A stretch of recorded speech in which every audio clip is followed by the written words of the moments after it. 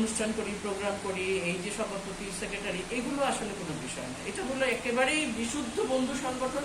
আমরা একসাথে আছি, আমরা একসাথে থাকবো।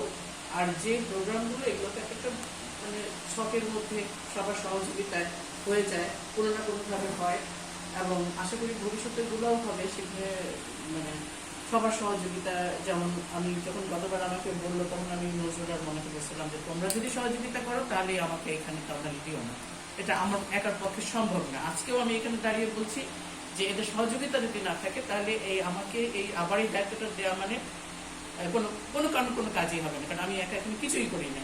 যা করেছে এটা সবাই, সবার সমবেত চেষ্টা, আর বিশেষ করে এই কয়েকজনের চেষ্টা। এটা বলার অপেক্ষা রাখে না। এই যে এই বলে গেছেন, কাজ করে গেছেন নিভৃতভাবে। আর তার রিসেন্ট যে ঘটনাটি, এটা আমাকে খুবই আহত করেছে। কারণ ওর সাথে যখন আমি কথা বলছি ফোনে, আমি ওর গলার স্বর শুনে বুঝছি যে ও অসুস্থ।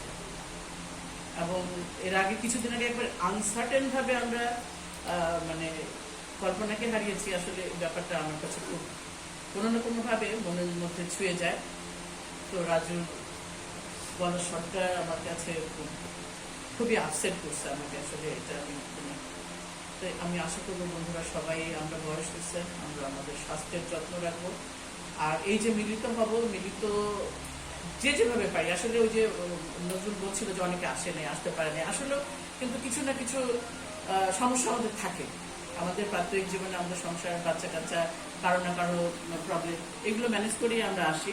একটু আন্তরিকভাবে যদি আমরা আন্তরিক হই, যদি মনে করি যে আমি আসবো, হ্যাঁ, কোনো না কোনোভাবে ম্যানেজ করি, তো আমরা জীবনের অনেক কিছু অ্যাডজাস্ট করি, তাহলে মধ্যে আশা হয়। আর শিবা বলতেছিল যে আমাদের যে মানে আনন্দ বা শক্তির যে জায়গাগুলো কোথায়, এই যে এইটুকু যে আমরা আসছি, কথা বলছি, একটু হাই করছি, ক্লাবে গেলাম, যে টিএসসিতে গেলাম, ওগুলো তো টিএসসিতে আমাদের ওই যে সূত্র ধরে আমরা আজকে এখানে, ওই 5-4 বছর আমরা বিশ্ববিদ্যালয়ে পড়েছি। যখনই যাই আমি না 83 উপরে, আর আমার মনে হয় না যে সময় কেটেছে।